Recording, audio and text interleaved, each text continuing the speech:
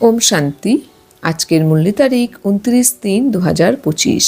বাবা বলেন, বাচ্চারা, এখন তোমরা সঙ্গম যুগে রয়েছ। এ হলো জ্ঞানের কথা। এই 4 যুগ কীভাবে আবর্তিত হয় তা কারোরই জানা নেই। সত্যযুগে এই লক্ষ্মীনারায়ণের রাজ্য হয়। এনারাও কি জানে যে সত্যযুগের পর ত্রেতা আসবে, ত্রেতার পর আবার দাপর কলিযুগ আসবে? এখানেও অর্থাৎ লৌকিক দুনিয়ার মানুষেরও একদম জানা নেই। সেই জন্য বাবা বোঝান, সম্পূর্ণ জোর গীতার উপর রাখো। সত্যিকারের গীতা এখানে শিব বাবা স্বয়ং শোনান। গীতাও সর্বপ্রথম বাচ্চারা তোমরাই পড়ো। ভক্তিতে সর্বপ্রথম তোমরাই যাও।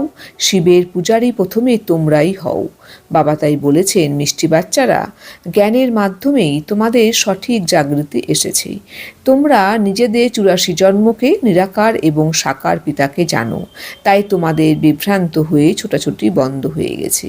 বাবা আমাদের বলছেন, বাচ্চারা, তোমরা কিন্তু এই জ্ঞানের দ্বারাই কিন্তু তোমরা কিন্তু জাগ্রত হয়েছো। তোমরা অজ্ঞান অন্ধকার থেকে মুক্ত হতে পেরেছো বলেই তোমরা কিন্তু নিজেদের 84 জন্মকে, তোমাদের নিরাকার এবং সাকার পিতাকে তোমরা কিন্তু এই জ্ঞানের দ্বারাই জানতে পেরেছো। অর্থাৎ এক কথায় তোমরা অজ্ঞান অন্ধকার থেকে মুক্ত হয়ে তোমরা কিন্তু সঠিক রাস্তা পেয়েছো।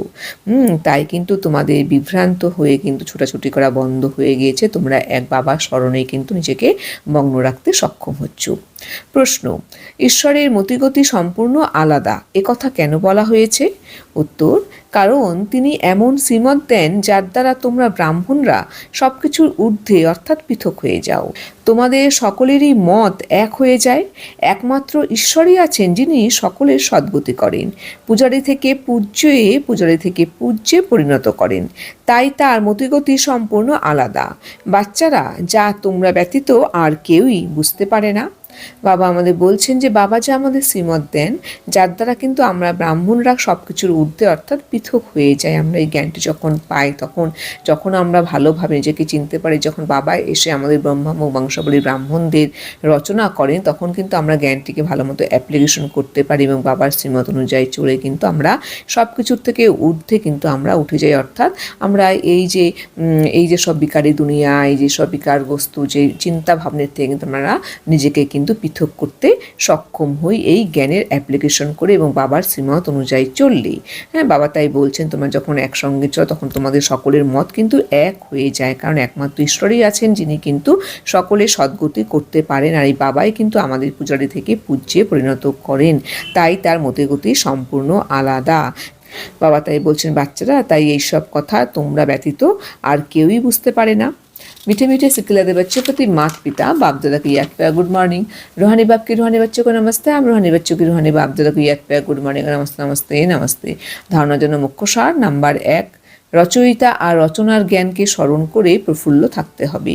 স্মরণের যাত্রার মাধ্যমে নিজের পুরনো সমস্ত কর্মবন্ধন খণ্ডিত করে কর্মাতীত অবস্থা তৈরি করতে হবে। রচয়িতা আর রচনার জ্ঞানকে, অর্থাৎ আমাদের রচয়িতা হলেন আমাদের স্বয়ং শিব বাবা। তো সেই রচয়িতা এবং রচনার যে জ্ঞান, সেই জ্ঞানকে ভালো মতো স্মরণ করে জেনে বুঝে স্মরণ করতে পারলেই কিন্তু আমরা অবশ্যই প্রফুল্ল থাকতে পারবো। আমরা যত বাবাকে স্মরণ করব, সেই স্মরণের যাত্রার মাধ্যমে কিন্তু নিজের সমস্ত পুরনো কর্মবন্ধনকে কিন্তু খণ্ডিত করে আমরা কর্মাতীত অবস্থা তৈরি করতে পারবো। বাবা তাই কিন্তু আজকে আমাদের গাইডলাইন দিচ্ছেন। নাম্বার 2, ধ্যান সাক্ষাৎকারের সময়ই মায়া বেশি করে প্রবেশ করে। তাই সচেতন থাকতে হবে। বাবাকে সমাচার দিয়ে তার রায় নিতে হবে, কোনো ভুল যেন না করা হয়। আমরা যখন ধ্যান করি বা যখন কোনো সাক্ষাৎকার সময় হয়, তখনই কিন্তু মায়া কিন্তু এসে বেশি আমাদের ডিস্টার্ব করে। তাই এই বিষয়ে কিন্তু আমাদের সচেতন থাকতে হবে। আমাদের স্থিতি এতটাই স্ট্রেংথ করতে হবে, শক্তিশালী করতে হবে, স্ট্রেংথফুল করতে হবে, পাওয়ারফুল করতে হবে, যাতে মায়া কোনোভাবেই প্রবেশ করতে না পারে। আমরা এতটাই বাবাকে স্মরণে মগ্ন থাকবো যাতে কোনো লিকেজ না থাকে, কারণ লিকেজ থাকলে সেই দিকে কিন্তু মায়া অবশ্যই প্রবেশ করবে। তাই এদিকে কিন্তু আমাদের অবশ্যই কিন্তু সাবধান থাকতে হবে। আর সব কিছু কিন্তু সমাচার আমাদের বাবাকে দিয়ে তার থেকে কিন্তু অবশ্যই আমাদের শ্রীমত নিতে হবে, যাতে আমাদের দ্বারা আর কোনো রকম কোনো ভুল না হয়। বরদান: নিজের শুভ ভাবনার দ্বারা নির্বল আত্মাদের মধ্যে বল ভরে দিয়ে সদা শক্তিস্বরূপ হব। বাবা আমাদের বলছেন, বাচ্চারা, তোমরা তোমাদের নিজের শুভ ভাবনার দ্বারা নির্বল আত্মাদের মধ্যে তোমরা শক্তি ভরে দিয়ে তোমরা সর্বদা শক্তিস্বরূপ আত্মা হও। স্পষ্টীকরণ: সেবাধারী বাচ্চাদের বিশেষ সেবা হলো নিজে শক্তিস্বরূপ থাকবে আর সবাইকে শক্তিস্বরূপ বানাবে, অর্থাৎ নির্বল আত্মাদের মধ্যে বল ভরে দেবে। এর জন্য সদা শুভ ভাবনা আর শ্রেষ্ঠ কামনা স্বরূপ হও। শুভ ভাবনার অর্থ এটা নয় যে কারোর প্রতি ভাবনা রাখতে রাখতে তার ভাবেই মোহিত হয়ে যাবে। এই ভুল কখনোই করবে না। শুভ ভাবনাও অসীমের হবে। কোনো একজনের প্রতি বিশেষ ভাবনা রাখাও হলো ক্ষতিকারক। কোনো একজনের প্রতি বিশেষ ভাবনা রাখাও হলো ক্ষতিকারক। এই জন্য অসীম জগতে স্থির হয়ে নির্বল আত্মাদেরকে নিজের প্রাপ্ত হওয়া শক্তিগুলির আধারে শক্তিস্বরূপ বানাও। বাবা তাই বলছেন যে সেবাধারী বাচ্চাদের, যারা সেবাধারী বাচ্চা, তাদের বিশেষ সেবা হলো নিজে সে শক্তিস্বরূপ থাকবে এবং অন্যদেরকেও শক্তিস্বরূপ বানাবে, অর্থাৎ নির্বল আত্মাদের মধ্যে শক্তির বল ভরে দেবে, শক্তি ভরে দেবে। এর জন্য বাচ্চারা তোমাদের কি করতে হবে? তোমাদের সদা শুভ ভাবনা আর শ্রেষ্ঠ কামনা স্বরূপ হতে হবে, অর্থাৎ তোমাদের শুভ ভাবনার স্টক জমা করতে হবে। সকলের প্রতি শুভ ভাবনা শ্রেষ্ঠ কামনা কিন্তু রাখতে হবে, অর্থাৎ সকলকে তোমরা দেহভান থেকে ঊর্ধ্বে রেখে, দেহভান থেকে মুক্ত করে তোমরা সকলকে আত্মিক দৃষ্টিকোণ দিয়ে দেখবে। কিন্তু শুভ ভাবনার অর্থ এটা নয় যে কারোর প্রতি ভাবনা রাখতে রাখতে তার ভাবেই তোমরা মোহিত হয়ে যাবে। না, এই ভুল কখনোই তোমরা করবে না। তাই জন্য তোমাদের কিন্তু শুভ ভাবনাও অসীমের হতে হবে। তোমাদের অসীমে কিন্তু অসীম জগৎ স্থির হতে হবে, অর্থাৎ এই পার্থিব জগৎ থেকে ঊর্ধ্বে উঠে বিশ্ব ব্রহ্মাণ্ডে যে সকল আত্মা আছে, আমরা কিন্তু সকলেই কিন্তু শিব বাবার সন্তান, আমরা আত্মিক রূপে, আমরা ভাই ভাই।